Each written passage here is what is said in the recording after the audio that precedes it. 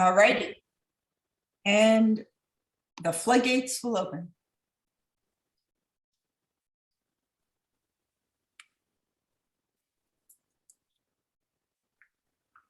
Hi, everybody. Welcome. Thanks for waiting the couple minutes late. Hi, Jerry, everyone. you look very strange, I have to say. Kind of like your pantyhose over your head. Oh my God, that is freaky. Is that for Purim? It's like he looks like a ghost. I know. Hi, Rochelle. Who looks freaky? What you do, Jerry? Because Really? you're like all beige. All of you is beige. Okay. Is that a joke? No, it's just the way it's coming across on each of our screens. Okay, I'll fix it. Okay. How's that? Oh, wow, I see what you mean now. Now you're Okay. sitting in your yeshiva somewhere. In an At all the, boys at the yeshiva. Western Wall. Much better. I get around. So I hear. I've talked to Ray.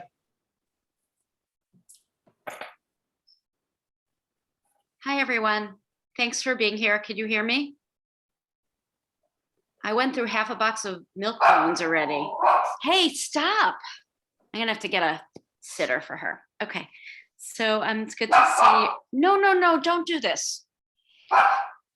Okay, it's good to see you. Give me 1 second. I'm gonna give her a new bone.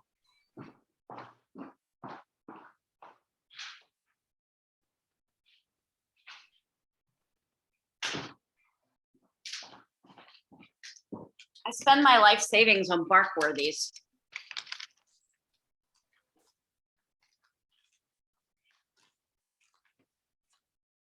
Hi, it's good to see you. It's good to see you right before a holiday. And I actually have a question. So I like getting together for Shabbat dinner with people and haven't been able to do that for like 2 years, or only outside. If we offered a Friday night dinner that people would pay for, but we'd keep it inexpensive as possible for the last Friday night of Passover. You're not committing yourself. I'm just trying to get a sense of like $20 would be okay, $25, it's Passover, it's Pesach. I would want to do it, as I was saying to Suzanne, outside, if weather permitting, so that people who don't feel comfortable eating inside with other people could come. If it's something that you might be interested in coming to, I talked to Avi Paradise, and basically we would do a sing down, Passover sing down with it, just as a way of celebrating with the TJC family. So let me know, chat at me, or let Suzanne know. I'm trying to gauge interest. So good.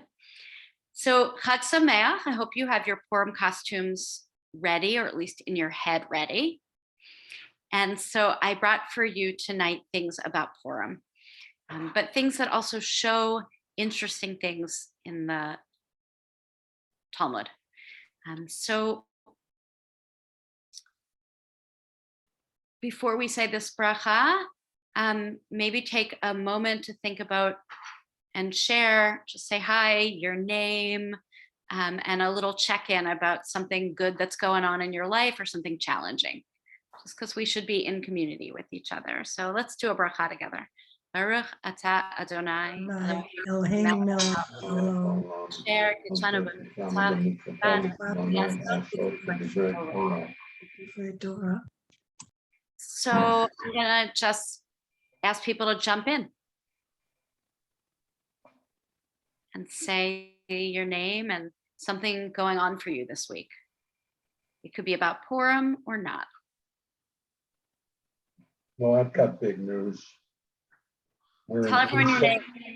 Jerry Kaufman, and we're in Tucson right now. And my granddaughter's being bat mitzvah this Shabbat in Tucson. Mazel tov, Jerry. We Thank you. can't wait to hear about it.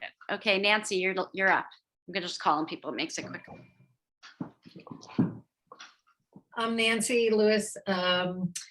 Looking forward to Purim tomorrow, especially looking forward to the after party at the Ivy Inn. Hope you'll all join us there. Also looking forward to a visit by our third cantorial candidate. So we hope you will join us for at least part of the weekend or any part you can. A lot of it's by Zoom or live stream as well. See you. Thanks. Michal, then Neil. then. Oh, you're on mute. Michal Saraf, sorry about that. I'm grateful that spring is starting to make its entrance. So Amen, Sella. Neil, then Evelyn. Evie. Yes, I'm Neil Litt, and I am on the 801st day of the Daf Yomi cycle, and we are, God help us, in Tractate Yevamot. That's challenging. That's right. Don't throw it at me. I wouldn't. The lady down at the other side of the screen would. But okay. Evie, then Rochelle. I have two things to say. First, Rabbi, thank you for arranging for the rabbi from Berlin, from Germany, for the last Sunday. I know, having been there twice, I know a bit of the area and a little bit of Germany before the war, but I'm so happy to hear about what's going on there now. So it was really wonderful to listen to her and know that there's the synagogues that are not museums the way they are in many other countries where you like the Dara Horn book, which he talks about the loving dead Jews. I've read that. So I'm happy that in Berlin there are active Jewish communities, and thank you for bringing her in. I have to mention one thing. March 16th tomorrow is the 5th anniversary of Amy's passing. So it's like I can't believe it's 5 years. So that's always a terrible day for me. Nevertheless, I always find it, I like saying her name. I like remembering her despite the pain. I want her remembered more than the remembrance is more important than the pain. So I say her name because I love her and she's still inside. Thank you. Let's dedicate our limud, our learning, to your daughter's memory tonight. Beautiful. Nice. Rochelle and then Melissa. My name is Rochelle Simon, and I am excited to embark in my late in life athletic career.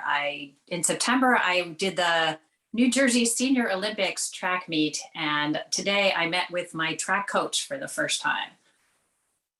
Wow, you're an inspiration. Thank you. Melissa, then Fran. Is the other Melissa here tonight? No, okay.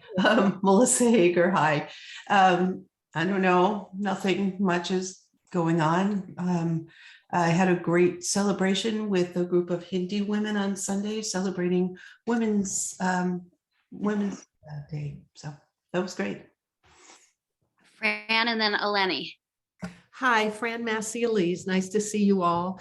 Not much is happening except restrictions have opened up. My husband is more restricted than others, but his doctor recently said you can go for a little bit more. So we're really excited about that. Love today. Real hint of spring, giving hope. And I'm just very happy to be with you all. Great.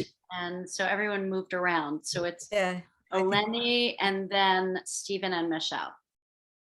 Well, hi, everyone. It's great to be here. I'm really enjoying these sessions together and getting to meet and talk with some folks that I haven't talked to in a long time. I guess today was a fun day because I am preparing for a workshop that I'm offering tomorrow. I'm an artist in residence for a nonprofit consulting firm that is devoted to social justice, and I do professional development for them. So that's a lot of fun. And I guess I might as well take a second to say, I'm sorry I have to leave at 8 o'clock because I'm going to another meeting at the Jewish Center. The Green Team is meeting at 8, so I will step away. We'll get some Gemara in before then. Yeah, so, and thanks for doing this, Rabbi Merow. Stephen and Michelle. Okay, I'm almost done with editing a book that I agreed to edit, which is On short notes. yeah, I'm pretty short notice, but it's a really interesting book about, it's about Israel, about Israeli literature and how it, how the first generation of Israelis really, Eastern Europe, Yiddish were all like basically erased, but how later Israelis kind of came and found different ways to make Eastern Europe a part, but not, of their lives, or like a recognition that that was part of the continuity of their lives. So, yeah. Super cool. I will note that I went to Israel many times before I went to Poland. When I landed in Poland and then went to Hungary in the former Czechoslovakia, I finally understood Israel. Because that's how it looked like. It was organized, and the buildings. And anyway, Stephen, and then Sally, and then Polly. I wish I had something intelligent to say. I didn't see much of the spring today because I was inside at work, but yes, spring is coming on. After a couple nasty storms last week, it's nice to have some better weather. Amen. Sally, then Polly. Sally Steinberg Brent.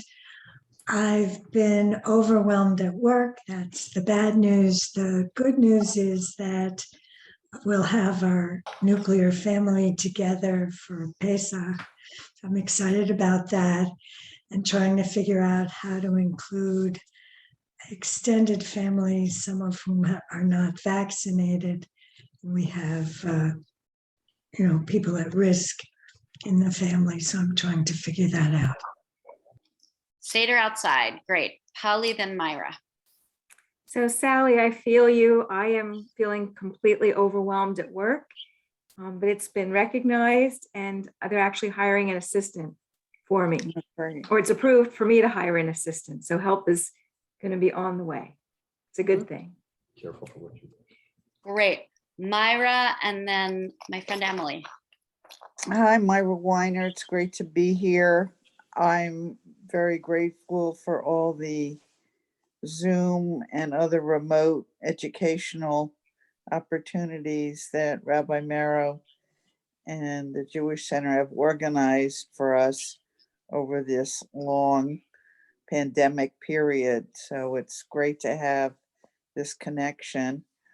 I'm going to have to miss Shabbat at the Jewish Center because I'll be visiting my grandkids in Maryland, and I haven't seen them in a few months.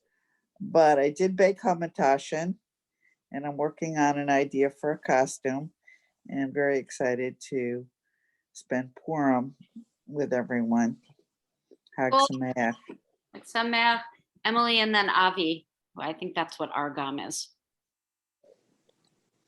So I guess the challenging part right now is I'm dealing with a couple of health issues, but I'm sure that will resolve itself soon. I always felt like a really healthy person, so this kind of like knocked my confidence a little bit. But on the bright side, I am really happy that I am able to see my friend Rabbi Ram at least once a week, other than just being on the phone occasionally, and get to listen to her wonderful commentary. Emily and I used to work together, but also Emily's an Iron Woman. Yes, she's the Iron Woman competition for all you athletes out there. Rochelle, you should talk to her. Avi, it's so great to see you back at shul. Avi, and then Suzanne, and then the Gemara. Thank you, Avi Argama. It's great to be here tonight. It's forward to tonight's class, and I'm happy that spring has arrived and we have some more hours of sunlight with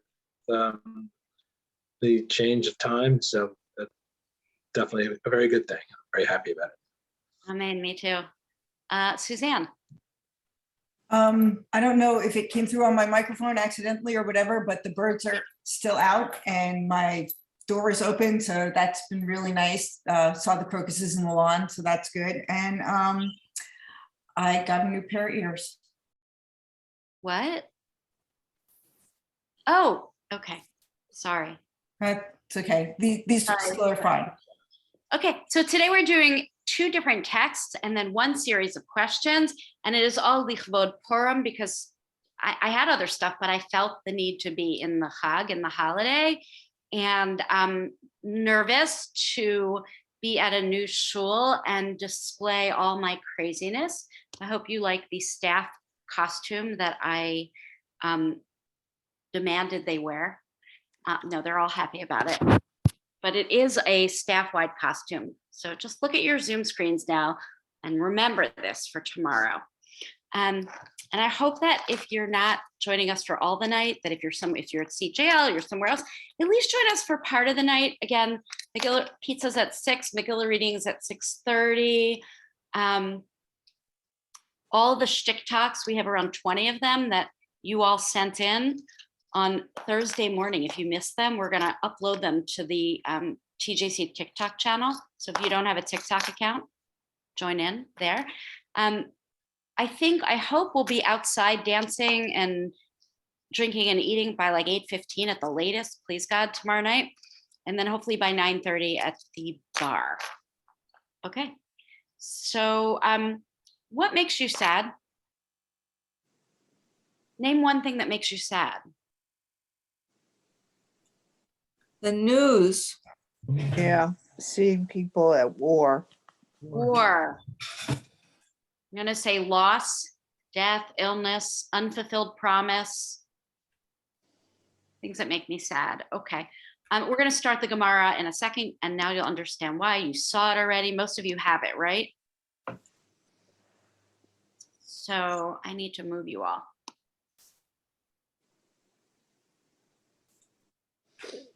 Everyone knows the phrase, or most people know the phrase, Mishenichnas Adar, right? Marbim B'Simcha. But how many of us know the phrase that it starts from? Mishenichnas Av, Mima'atin B'Simcha. Mishenichnas Av. So what is Av? Someone remind us what's Av? Jump in. Hebrew month. Yeah, which Hebrew month? Av, when the temple was destroyed. Right. With the temple was destroyed, which is, it wasn't just the temple destroyed. We often say when the temple was destroyed, but what's the import of that? Why is the temple being destroyed? It's not just like one building. What else is it? Judaism as we knew it. Yeah, Judaism as we knew it. So the Mishnah teaches from Masachet Ta'anit. Ta'anit is about fasts. Tomorrow is a fast day. If you're actually following the fast, it starts around 5:35 in the morning, I believe. And it goes the fast of Esther. And of course, if you're not allowed to fast, you shouldn't. But if you want to fast, it's a fast day. It is in solidarity with Esther's fear of outing herself, Esther's fear of outing herself as a Jew. I love the idea that all the women would fast with her and for her because she was putting her life at risk. And when does it end, Rabbi? When does the fast end? But when you eat that piece of pizza at sundown. At sundown. Okay. The Mishnah teaches that from when the month of Av begins, one decreases acts of rejoicing. Mishnichnas Adar, sorry, I don't have the vowels. Mima'atin B'Simcha. Okay. Amar Rav Yehuda Berei de Rav Shmuel Bar Shalit. Oh my gosh. Rav Yehuda, son of Rav Shmuel Bar Shalit, said in the name of Rav. Do you know how much ink we just spilled on people's names? Why are they giving you everyone's names?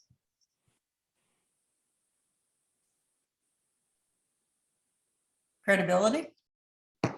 Credibility. They really want you to believe this. Citation. What? Citation. You got to cite your sources. Cite your sources. And of course, later in the Talmud, it says, if you cite your sources, you mevi ge'ula le'olam, right? You bring redemption to the world. You bring redemption. But also, like, they're naming some important people. Rav is a really important guy in the Talmud. Rav Yehuda is important. Rav Shmuel. These are all important. just as when the month, okay,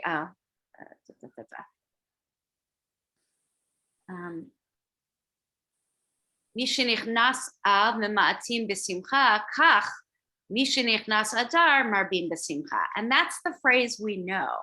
Whoever brings in the month of Adar, one increases rejoicing. So just as when Av begins, one decreases rejoicing, so too when the month of Adar begins, one increases rejoicing. Let me ask you something. Is this statement descriptive, proscriptive, or both? Yeah, Sally, just jump on in, but you're mute. Is it descriptive, proscriptive, or both? Well, I would say both, but I have a question. When it says Rav, in the name of Rav, which Rav?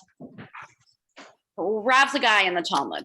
We know who he is and what he's a Oh, guy. okay. Yeah, It's okay. not one of the other Ravs. It's the Rav, okay. So go back to this question. Is it when Av arises, does our joy decrease? I think it's both proscriptive and prescriptive. It's proscriptive against joy in Av, and it's prescriptive about joy in rejoicing in Adar. Okay, maybe. It's funny because I'm always someone who loves the summer.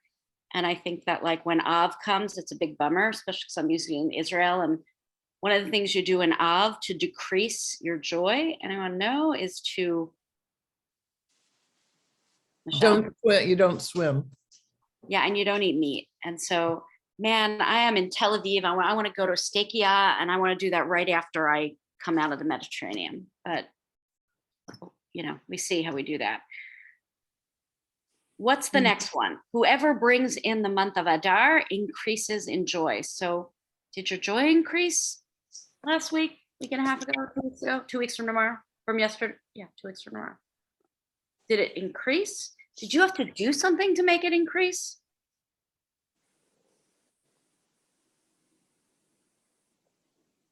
Anticipate. Yeah, talk more about that. In both cases, it's anticipation. You're anticipate for Adar. You're anticipating a great party tomorrow, among other things, and a great victory over Haman. Lots of reasons to feel that tingle of anticipation. It's just remembering the significance of Av is enough to put you in a funk. And what is it? Moed Katan. There's a lot of stuff about how there are things you can't do during a festival because they're going to inevitably decrease your joy. Right. So tomorrow morning I can't say Tachanun. Right. Tomorrow morning there's a part of the service you don't say because you don't want to do sad stuff. Yep. So I gotta say that I have always been a pretty emotional person. I cry in public. It startles people, especially if I do it from the bima. But I feel like we're not Episcopalian. It's okay to express emotion in our services and in general. We oi and we joy. We do both as Jews. And what I think is so interesting about both of these things is that I think it is hard to proscribe emotion. This is the rabbis telling us how to feel. And I kind of feel like that's hard. So for anyone, Adar is great, except if it happens to come out on the same day as the yortzeit of your daughter. Or Adar is great unless you happen to be watching a loved one about to die. Or unless there's a war going on. Or unless there's a war going on. And yeah, so it is, I brought this because this always, Rabbi Nachman, mitzvah gedola, liot b'simcha, this mitzvah gedola, it is a great mitzvah to be in joy. And I kind of, Eleni, jump in, argue. I don't want to argue. I want to add. Yeah. I want to build on it. I think for many of us temperamentally, it might not come sort of naturally, you know, I mean, we have different temperaments. So I see this statement. The statement is, it just says, you know, that you do it. So I take it as an invitation to consider it. And I, especially around Sukkot, where Sukkot is really Zman Simchatenu, and it's my most favorite holiday for various reasons. But this, to make it, to keep me in the community, I have to interpret this in a way. And so the interpretation is to make it an intention. And so what is it to intend to feel joy, not despite or in spite, but alongside. So there's so much to be, it's such a grim time. I mean, it's such a grim time.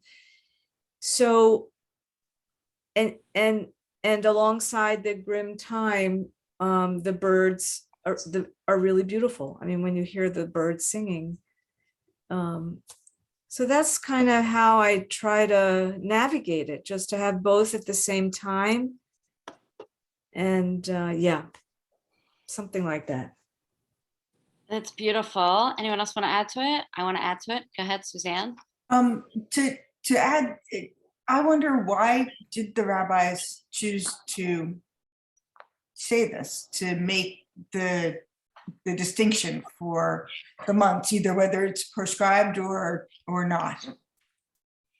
Yeah, so I mean, it makes sense why in Av we would be so sad, but I actually think that Purim, as read from an adult perspective, not as a kid's holiday, is quite sad as well, right?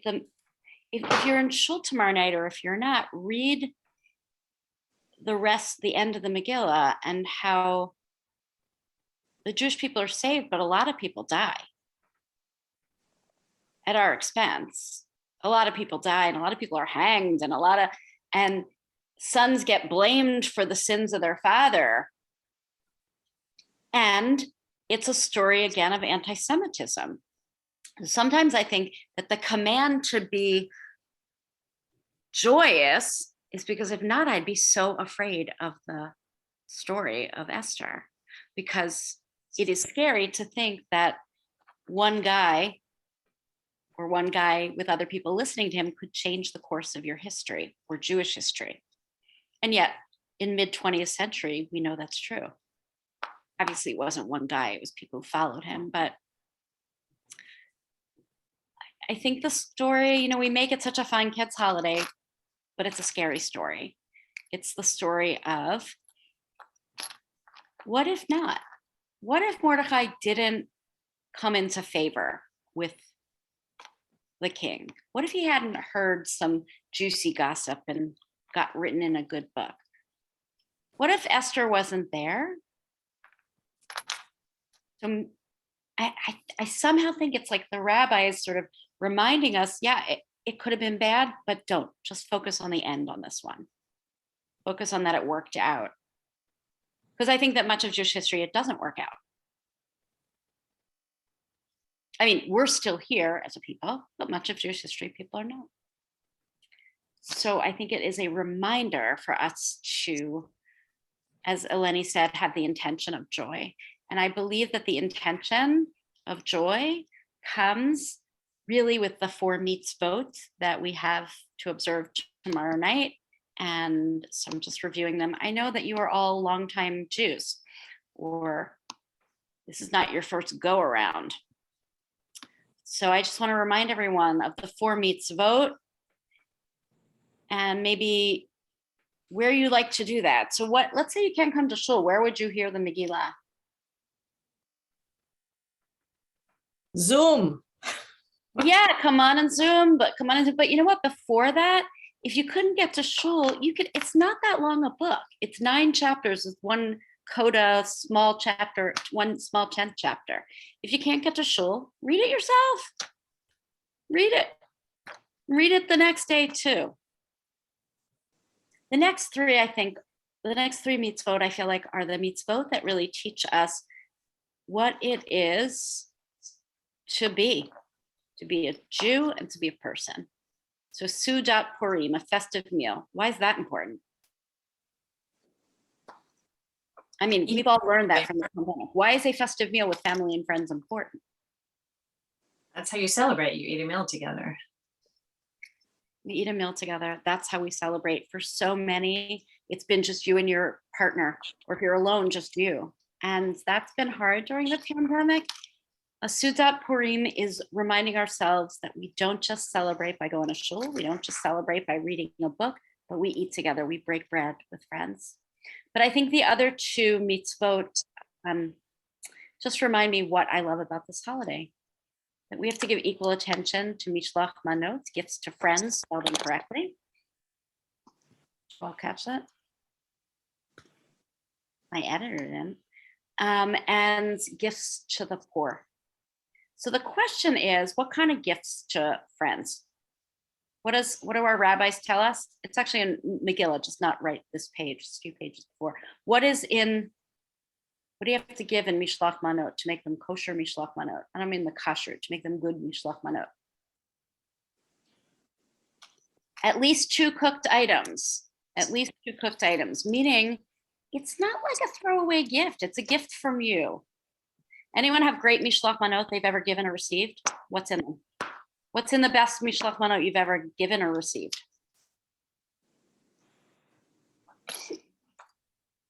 Anyone? Yeah, some of my friends make great hamantashen, and then I make my Aunt Emma's rugelach, which I pass off as hamantashen.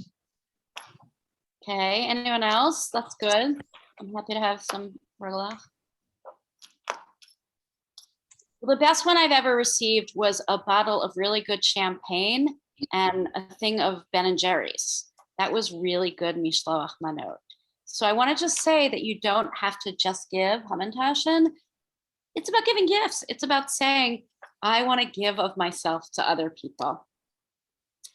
Or matzanos le'avyomim, gifts to the poor. And it's actually, the rabbis say it's a gift that we give to the poor on that day. So write your checks, not tonight, not tomorrow night. Sometimes people try to combine them, right? And they'll give gifts to a food pantry and they'll tell their friends that's their mishloach manot. It's lovely. It's great for the food pantry business. I tell you, right, Emily? It's good for the food pantry business. But I want to encourage people to also give some mishloach manot to their friends, because there's someone in your life that could use a little gift. And also give matzanos le'avyomim. So I hope you'll all celebrate with us and find these ways of bringing in the joy. I'm going to move on unless anyone has anything they want to share about any one of these 4 mitzvot. Anyone? What's your favorite one? Okay. All right, so we're going to now, in just a moment, try something that we didn't try before, which is I didn't write questions for you. What I'd like you to do, this is further on in Megillah. I think it's a really interesting topic of what language do you read or chant the Megillah in? And I think there's some interesting things to learn. And so remember, when we study, the very first thing I think we do, but other Talmud people here can say they do it differently, is to really read through it. Just read through it without stopping, and then go back and stop and start writing down your questions. So what I'd like to do is an exercise of about, we're not going to answer them yet, but like 8 to 10 minutes, maybe 10 minutes. We're going to be in chavrutza, in group. If you don't know the person, great, because that means you'll have met someone new. And what I'd love for you to do is write down the questions, and then we're going to come up with a list of questions. And the questions are on your second read through. And they're things that you've already been saying, which is, I guess, like 3 in a group maybe. Is this 3 in a group good for you all? Yeah. So I guess one of the things that I would say is, The questions are, what disturbs you about the text? Or what were the rabbis trying to do? What were they trying to ask? What can we learn from this? So you might want to write down or put them on a pad or put them on a tablet or a phone. We're going to go out and then we're going to come back. Think about things to keep in mind are, what's the value of hearing something in a language that you don't understand, but actually still hearing it? Is there a value in still hearing something in an original language? What's the difference between different languages? Like, is Aramaic, which is not Hebrew, different than Greek, different than English? And this is all, remember, about obligation, how we hear something. So I'm gonna, anyone have anything to add or questions? Yeah, I have a question. Which text are we making the? The very question first, let me show you.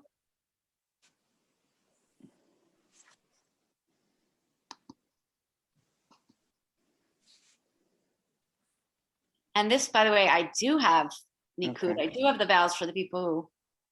Kara'a al peh lo yatsa. Love that. This is from Masechet Megillah. Have you done Megillah already on Daf Yomi? Yes, we have. Okay, wonderful. Reading something by heart, bal peh. Have you done the mitzvah or not? So here's the thing. That's a little piece of English. I would try to do the first 2 paragraphs of English, okay? If you get further, the assignment is read all the way through, then go back and write what our questions are. And then we'll come back together. Good? Okay. I'll see you all in 10 minutes.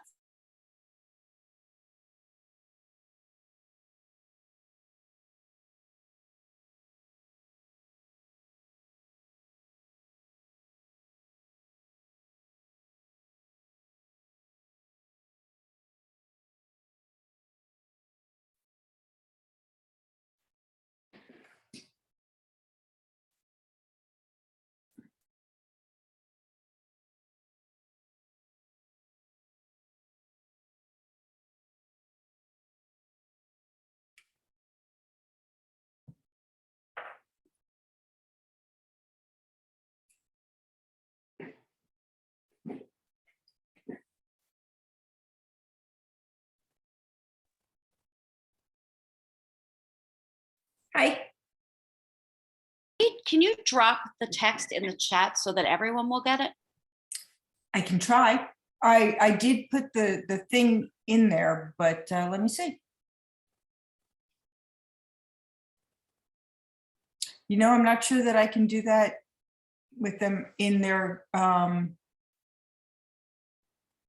groups.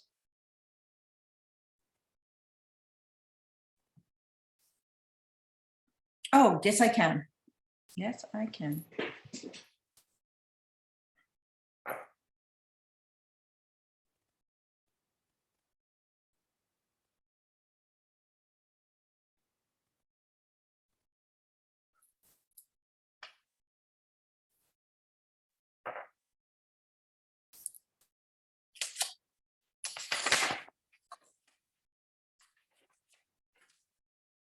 Rabbi, how much of number 3? The Hebrew and then the English paragraph it's taught in the Mishnah, or that and the second one? You want to do it now? You want to read it together? I can, but how much of number Or 3? people asking? What? Are people asking or are you asking? I'm asking. You wanted me to put it into the the whole text, the whole text. The whole text. All right. Yeah, just dump it in.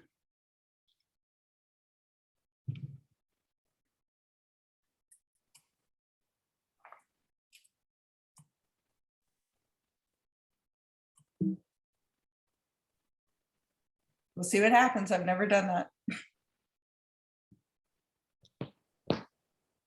Cool. I'm going to see how it works for me. Okay.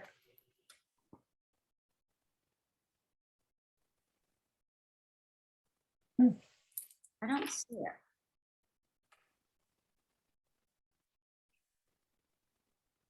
I'm sure at least people have at least one. Is your family coming tomorrow? My sons are each working. They work nights, so, and my husband may come, but he might not have transportation. We have 4 people living here and 3 cars. I can Uber him. No. Where are you? You're in Montgomery? Yeah. How far is Montgomery? Where is it? We are, if you do 206, past, you know the ShopRite in 206? If you keep going north up from Princeton. I know Bagel Barn. Excellent. We're north of there. You know why I know Bagel Barn? Because I went to the Italian place next to it. Oh, okay. Oh my God, it's the first time that since I've moved here that I've had not food. Like normal. There's a better place with also not food that's a little farther north and across the street, Gentile's Pizza. Okay. His Jimmy's his tomato basil soup is very nice. Very nice. I mean, I gotta say, like, I've been here 8 months and I can't find where the real people's food is. No. Is it less expensive? They don't have food there. They just have pizza at Conti's. That's true, but the pizza is it's good, pretty spectacular for here. Real food. The Tiger's Tail is real food. Where's that? It's also right in that same neighborhood. If you cross 206, and they have a tent outside that you can eat at. Wow. Yep. So what do you do for Passover? Well, my mother said she's not coming because she doesn't want to be with you. Pack. Really? Yeah. How does that make you feel? What? How does that make you feel? I'm used to it by now. My family is very small. My brother just got married 12 years ago. He's 5 years younger than I am, you know, so, and he has a almost 9-year-old daughter. She's not, you know, and so there are so many issues with this, with my family, that it's, you know, it doesn't happen. Do people Harry's kind of my family. What? Who is kind of your family? Harry. He's my brother from another mother. So do you go to his Yeah, we do holidays together. I love that. That's all you need.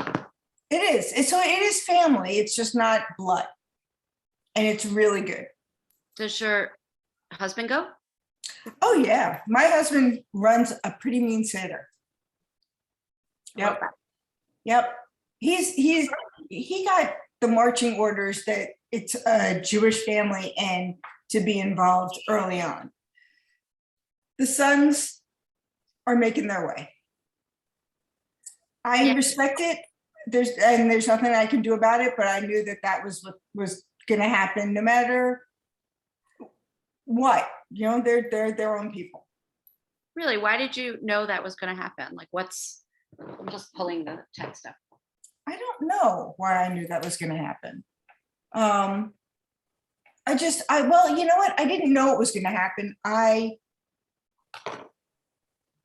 didn't expect anything from it. And I've been okay with it because we're all making our way. Is it what I want? Absolutely not. But so, yeah, you know, did your sister expect to marry somebody who wasn't Jewish? My sister's married to a Jewish man. I'm sorry. My brother. Sorry, I apologize. No, here's the thing. I don't care. He is a non-practicing Jew and never goes to shul with her. I mean, never, ever, ever. Yeah. My brother's first wife was Jewish, a Jew by choice. Mm-hmm. And then she had an affair. So like, we didn't really like her. And then he met Christine, who's a friggin' angel with actual wings on. Mm-hmm. Who could, I mean, she still doesn't really get that I don't accept Jesus Christ as my personal savior, as she will say to me. But I still talk to her all the time. And Yeah. You know? Yeah. yeah. Yeah. My mother-in-law at my first son's breast walked around like she smelled something horrible. Second time, she walked around like she owned the place.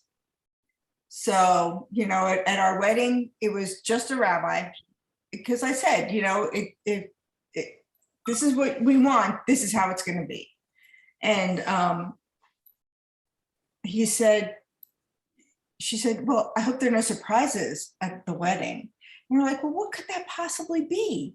And we showed her the service, and she's like, oh, it's just like ours. I'm like, yeah, without the God stuff, because John's not comfortable with that.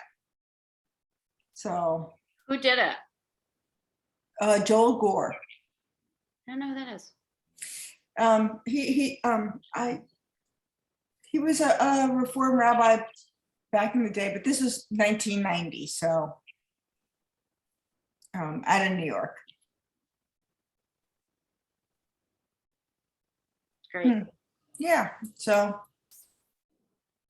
you know, we have a Christmas tree. I told him I will never do Christmas dinner for your family or Easter dinner for your family, but we'll go there. And for Easter, my mother-in-law always made sure there were an option that wasn't string beans or corn, because at the time I wasn't doing kidney oat, and another option for ham, and to use butter instead of corn oil margarine in the mashed potatoes. So yeah. All right, we're going on in a second. Yep. Well, it'll be, they'll get the notice now. Right. Yep. I'll close them. And Mike has joined us. So they'll get about 45 seconds to sum up.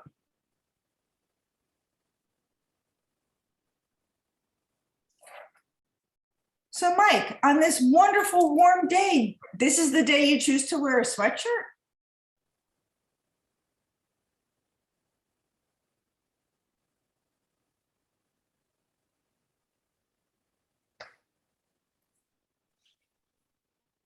You can unmute, darling.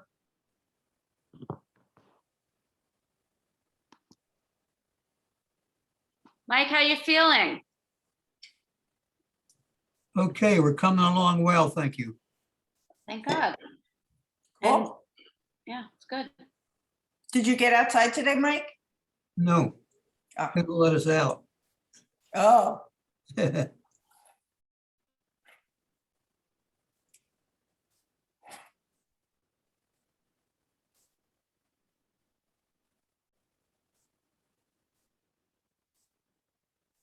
Yeah, thanks for asking.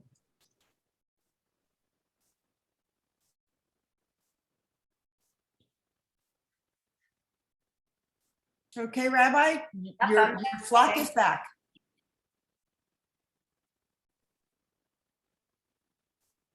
Hi.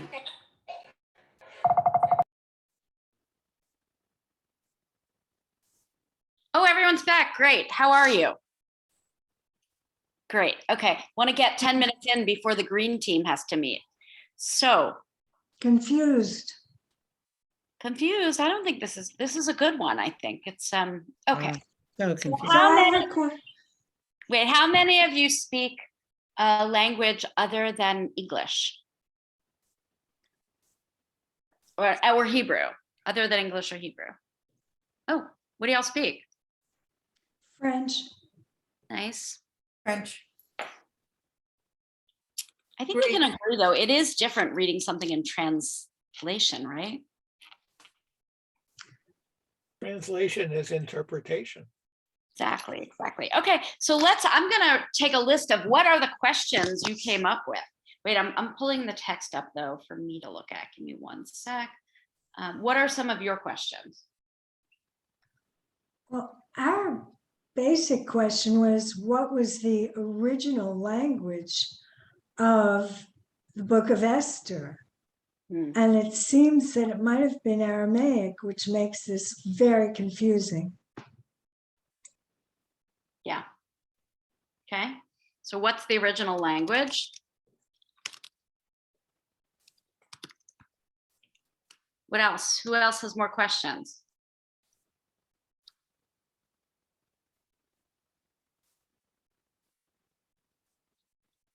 Fran, you're muted.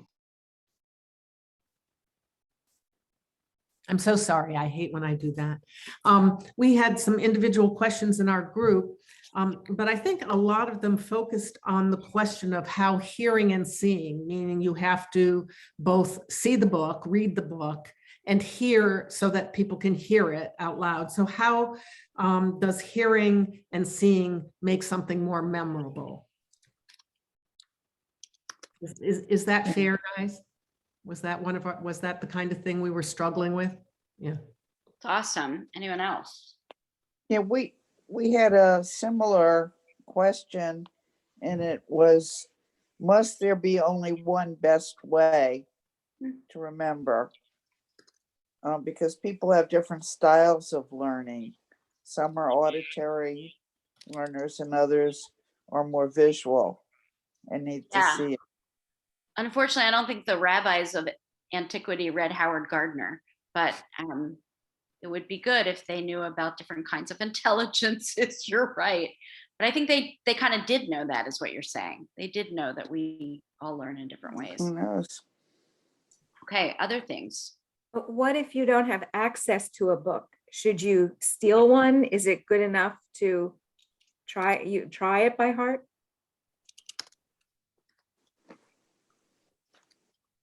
And by the way, what's so interesting, side note, is that the Mishnah, actually, many people didn't have the Mishnah. It was just memorized.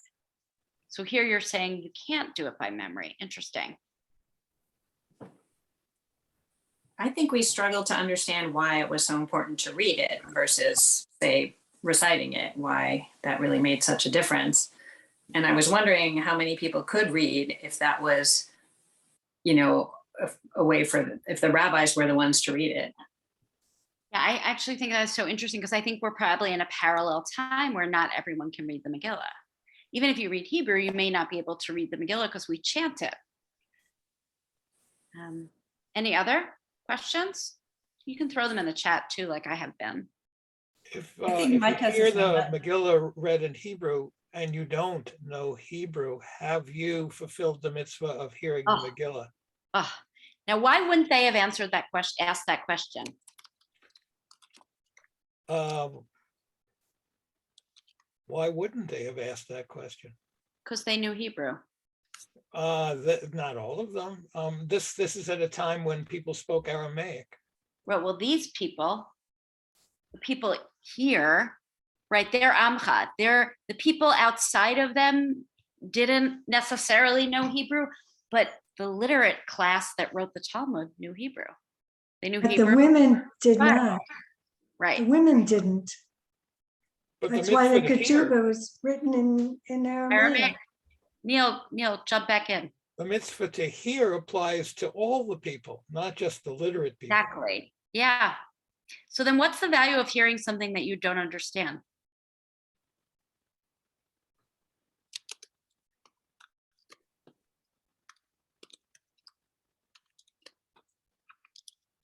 By the way, I think that's like an incredible question for most of American Jewry today.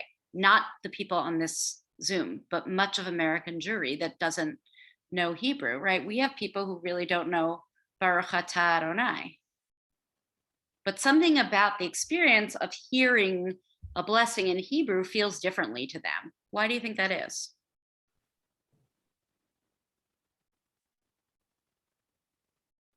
My Yeah. friend was an altar boy back in the late 60s when Mass was still in Latin.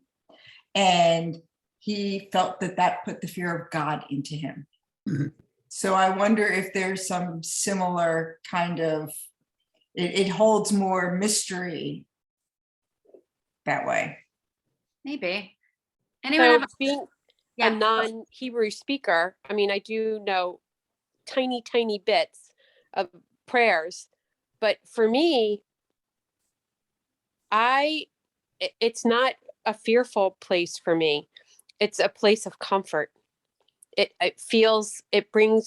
makes me feel comforted and at home. Even though you don't know. I can't really describe it. Okay. Even though I don't know it, it's familiar. It feels like Okay. it's my history, my family, I feel like it brings me back to my roots. Okay. Mike Rosenthal, and then we're going to actually go into the text for a little.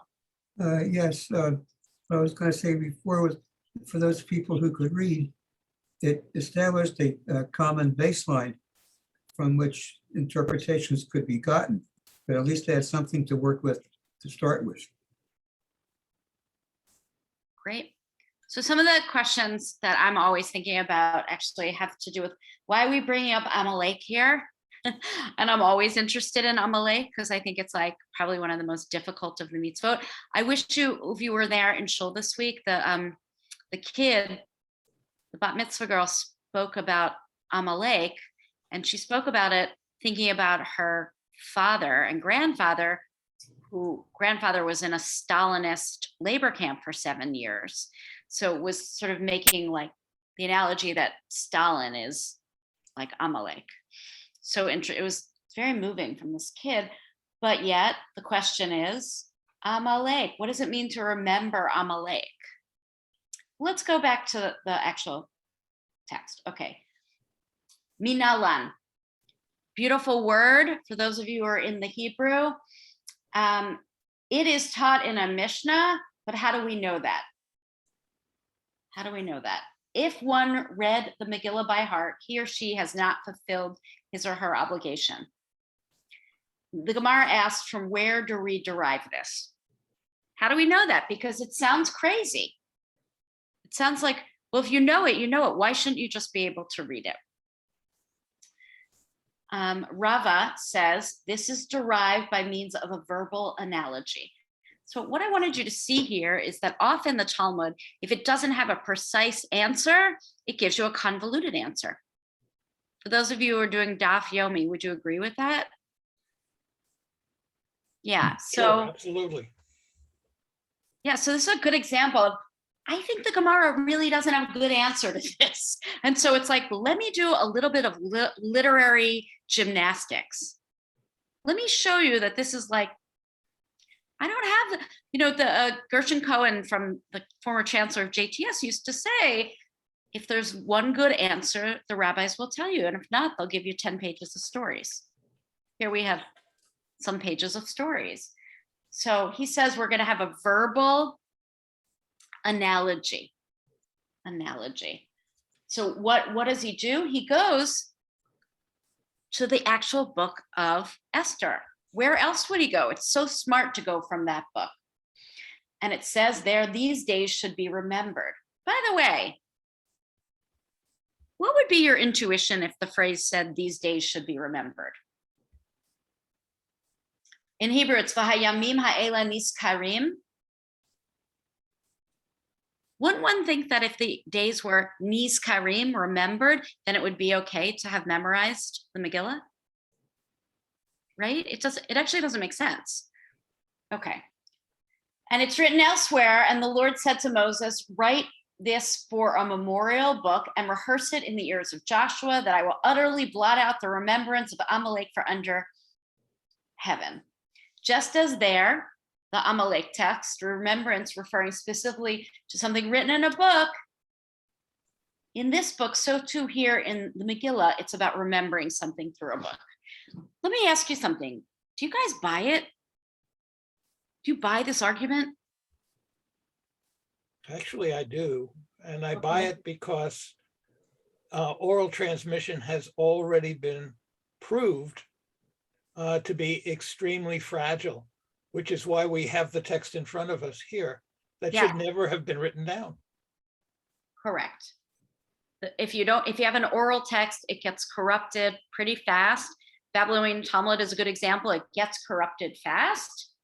And if someone memorizes it, maybe they miss a word or maybe they change a word. And So yeah, it makes some sense. On the other hand, I don't know, it feels like if you've memorized the text, you've really remembered it. Sally, I see your hand up, so you should unmute. In pre-literate cultures, people memorize texts, and of course there are even Jewish scholars who memorize texts, and people memorize the Quran, and they memorize it word for word. In modern societies with now, especially with computers, nobody memorizes anything. But it is possible for certain people to memorize a great deal of text and memorize it exactly. I'm not one of them, by the way, I hasten to add. I'm not really one of them either, but we had to in school. It was hard. Okay, Jerry, and then Michelle, and then we're going to jump back into the text.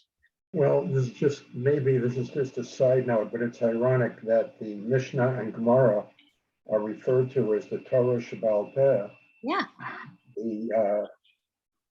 The memorized, or the unwritten Torah, and the actual 5 books is Torah Shebichtav, the written Torah.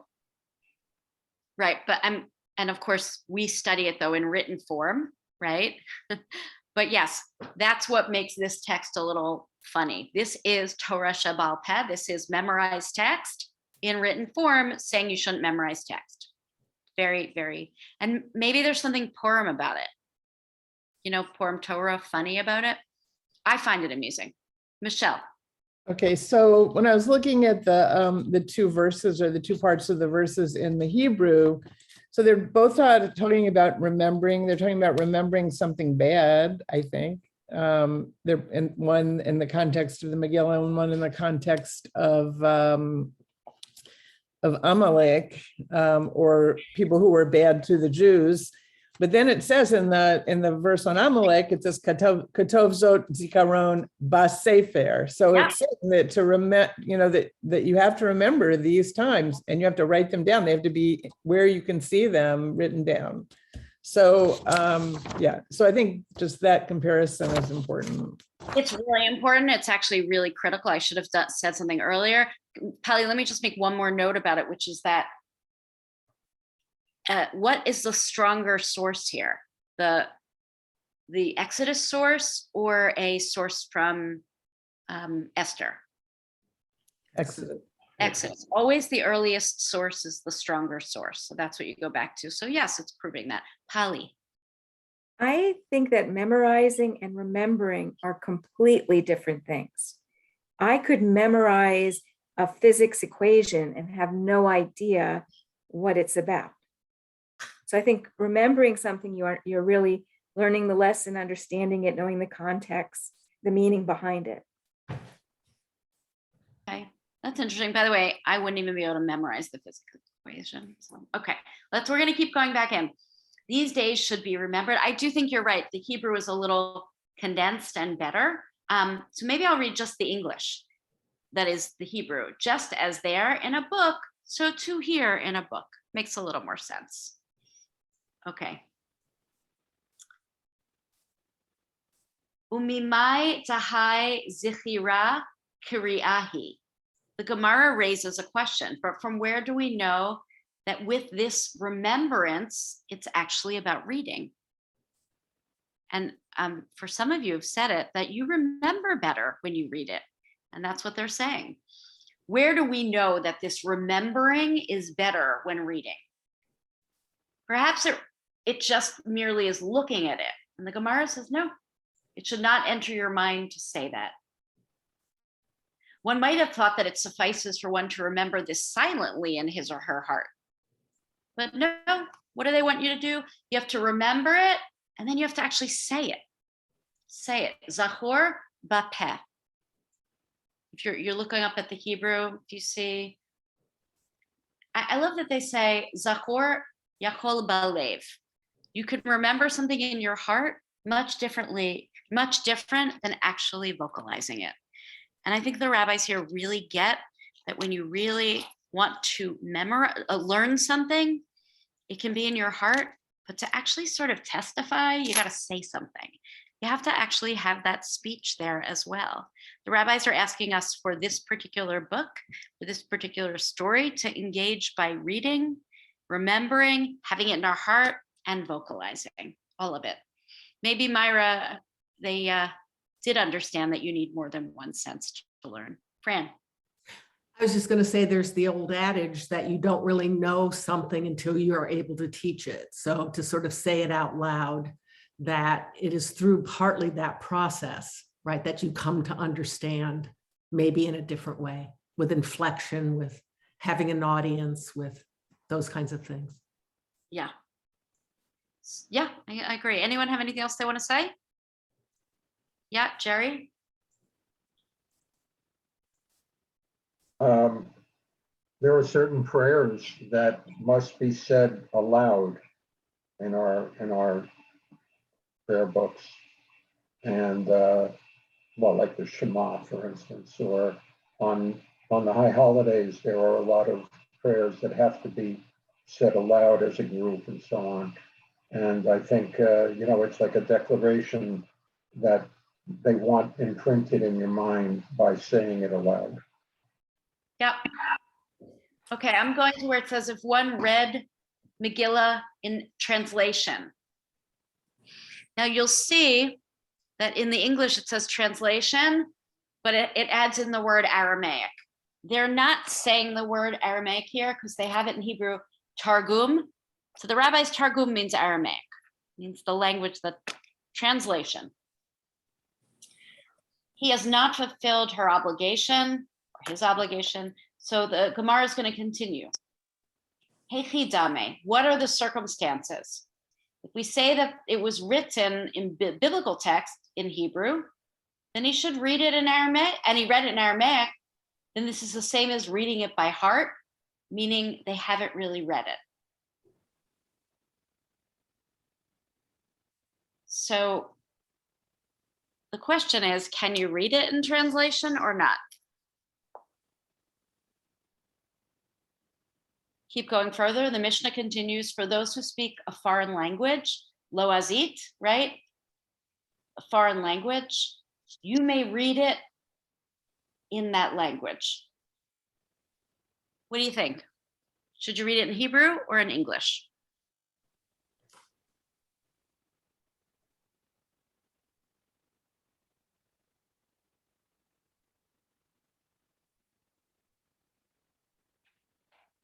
I think it's implying that you should read it in a language that you understand. Everyone agree? Even if it's a foreign language. Yeah, the Mishnah is one of Esther is one of those things that you can read b'chol lashon. You can read in a language that you understand.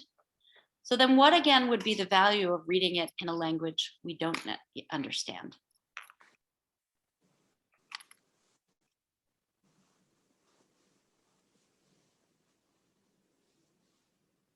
How many of you have come to shul on Purim and just listened to, or here's a better example, sitting, listening to a haftarah that's really long being chanted, but you don't know the Hebrew? What does it do for you? Does it do anything for you? Well, I would say that it brings you in connection with community because you're with a minyan, Yeah, which can I lead to agree. all kinds of wonderful things. Yeah, and it can lead to you wanting to learn the Hebrew or reading the English.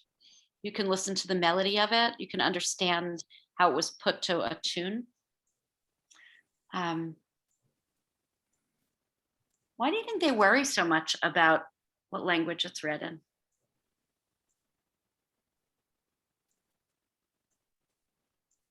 You can lose some nuance of meaning when you substitute one language for another. I'm confused by something else which you just skipped, which is the suggestion in the Gemara that if the text you're reading from is written in a translation, then you're reading it. Yeah. Whereas if you're translating it from the text you're reading, then you're not reading it. Do I have that right? I think, why don't you read it in the text for us? let's see. If we say that the Megillah was written in the original biblical text and he read it in Aramaic translation, then this is like reading it by heart. But if we're referring to a case in which the Megillah was written not in the original Hebrew, but in translation, and he read it as written, then. Well, what does the Gemara say? The Gemara says no. That's why it's necessary to teach this case. Okay. Which Yeah, Megillah was written yeah, not in the got it. original Hebrew, but Arabic translation, and he read it as well as an Aramaic translation. So that, okay, right, got it. Of Yeah. course, that point is, well, No, unfortunately, we have read ahead. That point is disputed in the next paragraph. Exactly. Yeah. But is the issue because it was originally written in Aramaic? And they want to gloss over that and say, no, read it in Hebrew. Maybe. I mean, I gotta say that when I read this, I feel a little bit of sense that the rabbis are having a joke on us. A little bit. Like it feels a little bit Purim Torah. Like, do you know what Purim Torah is? nonsense that sounds like Torah. What, did someone say something I didn't hear? I said nonsense that sounds like it's real Torah, or at least real oral Torah. Yeah, exactly. Like there's something about it that feels a little bit like twisted. And then there's that deeper discussion that we can all get into of what does it mean to learn in the original and to read in the original. I think that all of us can appreciate that reading in the original, if you are lucky enough to learn a foreign language and then you actually get to the point where you can read in it and you read something in the original, it's beautiful, it's amazing. It's much better to struggle to read something in the original than to read something in translation. So even mysteries in Hebrew are really, which is about all I can read, are really good because they have like biblical references and stuff like that, just not like overt, but just like in the way it's written. yes, absolutely. I encourage you all to, if you want a good Hebrew watching experience, go on Netflix and watch one of those shows that you've seen, all like Fauda or one of the other shows, and turn off the English, turn off the subtitles and see what you get. See how much of it you understand, get back into the language that way. What? That was too much for you. I was gonna say something else. Go ahead. I feel like they were even kind of, I don't know, it seemed kind of humorous at the very beginning with Amalek. They're like, remember that guy Amalek? We're blotting out his memory entirely. Remember him? Like, that seems very contradictory to me and sort of. Yeah, well, that's the biblical verse. The biblical verse. Remember to blot out Amalek. It's a conundrum there. But yeah, you're right. It does feel a little bit like, wait, are you pulling our chain a little bit because it's about Purim and you're supposed to be? I don't know. I know that tomorrow night we'll be reading the Megillah in Hebrew. We will also have it in English up for everyone. And we will hopefully make some fun and hopefully make the joy. If you need places to donate to, JFCS has a good food pantry here. Mishloach Manot. It doesn't have to be Hamantashen. You can buy your friend a nice gift or two at a time. If you don't have a Purim meal planned, it's Thursday, not Wednesday night. So go out to lunch with someone outside and share some Purim fun. And hopefully we can all celebrate together. I want to thank each of you for being here and say Purim Sameach, and join me at Megillah reading. Anyone have any comments, questions, anything? I'll see you next week, God willing, or this weekend on Shabbat or tomorrow night. Bye-bye. If anyone wants to help organize the Shabbat dinner that I'd like to do on Passover, please speak with Suzanne, ASAP. Thank you. Shabbat shalom. Thank you, Rabbi. You all be well. Thank you, Rabbi. All right, friends, we'll see you soon. I have your name, Evie. Don't worry. You're down on my list, ma'am. Have a good night, Mike. You too, too. Avi. Be Good well. night. Good night.